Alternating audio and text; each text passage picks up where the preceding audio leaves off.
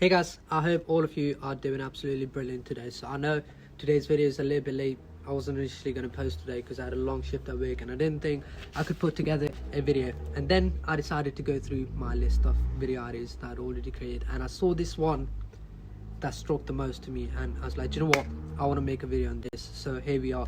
The video, the idea that I'm about to share with you guys, it's like it can change your life from being broke to being one of the highest or the most successful people in the world. I'm gonna give you guys some examples of people that have done it, just so you guys know that it's not something that is impossible or things that you can't do. So let's get into today's video.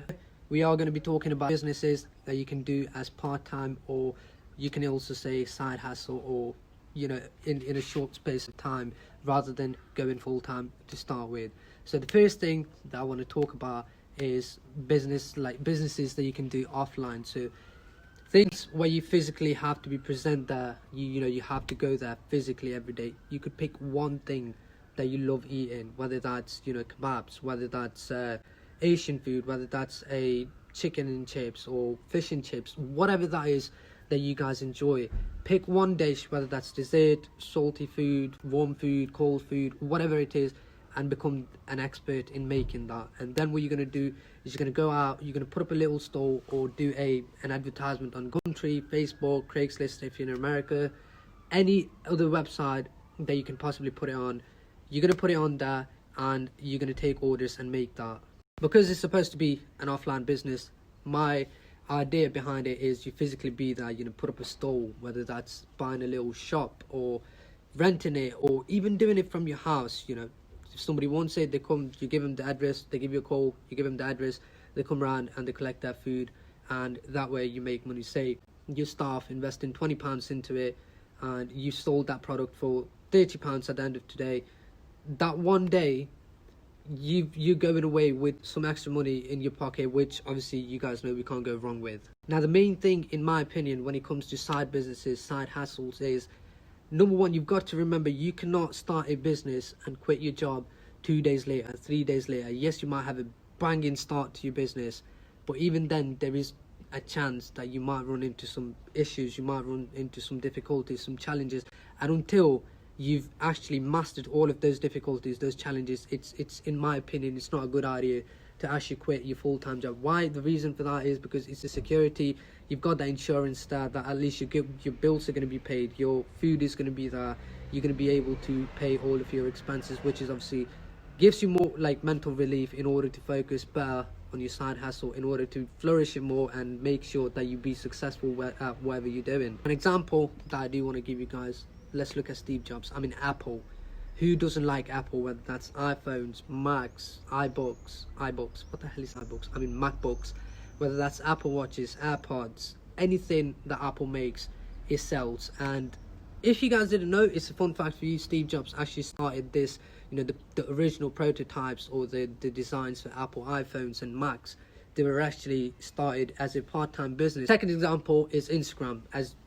Who doesn't like Instagram? Who doesn't use Instagram? I would highly doubt there's even 10% of the people in the world who have access to Instagram and they don't use it. A lot of people use Instagram. The creators of Instagram, again, it was started as a part-time thing. Obviously it didn't look anywhere near what we know Instagram in this day, but it was all started as a part-time. Now the idea is, say you're working full-time, you're looking around 35 to 40 hours a week that you are working as your official job. That's 8 hours to 10 hours a day.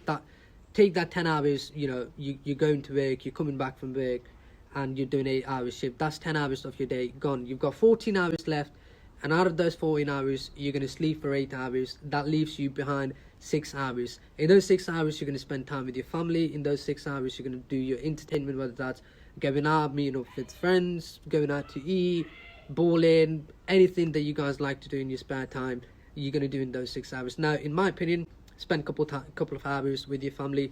Entertainment, scrap that out, because you can either be a successful businessman or you could enjoy life every day having entertainment, going out with your friends.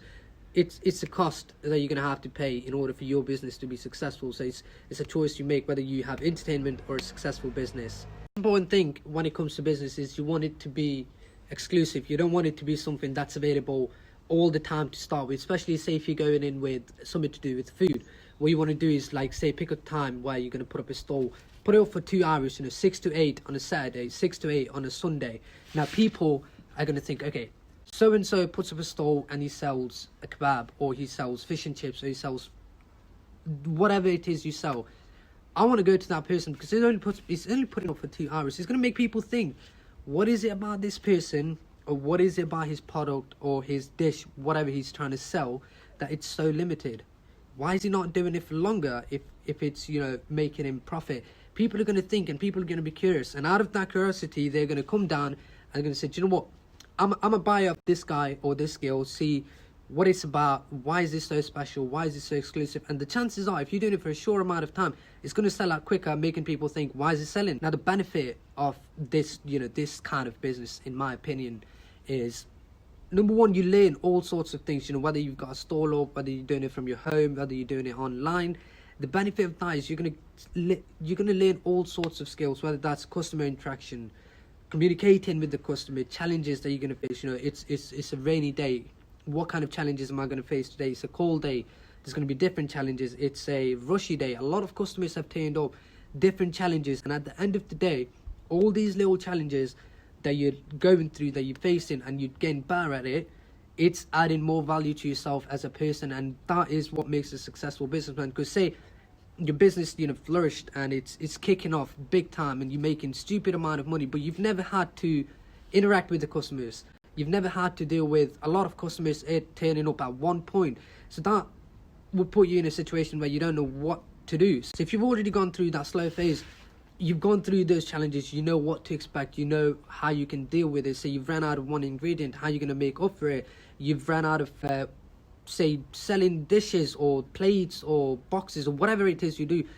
These are the things you're going to learn over time, and it's going to add more value to yourself. And as a businessman, you can probably understand how much important people give to this fact that you have to have value within yourself, a value that you are bringing to others. Because why would somebody want to spend money on your product unless it brings value to them? And if you can reflect that value within yourself and reflect it onto others around, people are going to see that, and people are going to think, okay, this person's bringing value, so let's see what it's about, what it can do for me.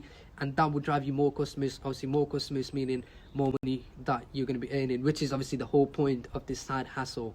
Anyway guys, I hope you guys did enjoy the video. If you did, I'd greatly appreciate if you can smash that thumbs up button. Comment down below if you did learn anything, and if I'm wrong, any areas that I missed out, comment down below, let me know, and maybe I can improve myself as well. And yeah, this is it. I'll see you guys in a couple of days time with a brand new video.